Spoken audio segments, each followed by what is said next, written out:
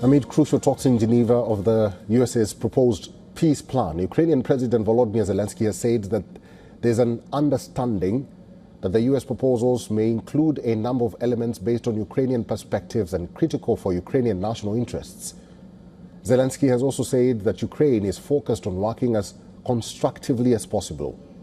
The comments come amid a diplomatic flurry in Geneva, where top officials from the United States, Ukraine, and the national security advisors from France, Britain, and Germany held talks to discuss the US draft plan to end the war in Ukraine. US Secretary of State Marco Rubio and Special Envoy Steve Witkoff are also in the Swiss city. Convoys were seen arriving at the US mission to the United Nations and the nearby Hotel Intercontinental. In a post on X, Andriy Yermak, who is heading the Ukrainian delegation, said that they had begun their work in Geneva to achieve lasting peace in Ukraine. Ahead of the crucial talks, European Commission President Ursula von der Leyen said that Ukraine's borders cannot be changed by force, its army cannot be reduced, leaving it vulnerable to any attack, and the European Union must have a central role in the peace plan.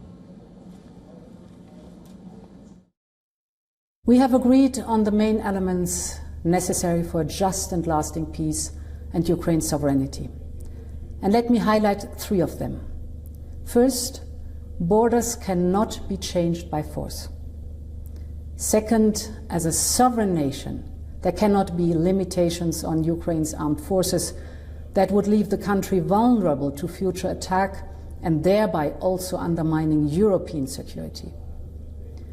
Third, the centrality of the European Union in securing peace for Ukraine must be fully reflected. Von der Leyen's comment comes a day after European leaders met on the sidelines of the G20 summit in South Africa. They said in a joint statement that the plan requires additional work. A short while back, Trump lashed out at Ukraine and Europe.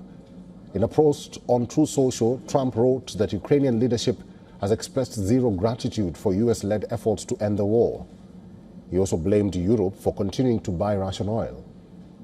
Earlier, the president had said that the proposed plan is not his final offer, hinting that there is room for Ukraine and European allies to maneuver, keeping the draft plan as the basis for the talks.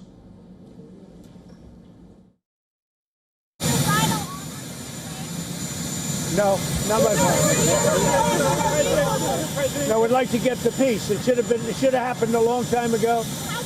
The Ukraine war with Russia should have never happened. If I were president, it never would have happened. We're trying to get it ended. One way or the other, we have to get it ended. However, it seems unlikely that an agreement can be reached by November 27th, which is the deadline set by Trump for Zelensky to agree to the proposed plan. German Chancellor Friedrich Merz is skeptical that a solution agreeable to Ukraine can be found in such a short span of time. Merz added that he had made his own proposal, currently being discussed in Geneva, on how to at least take a first step by Thursday if the 28 points are too much to cover in 5 days.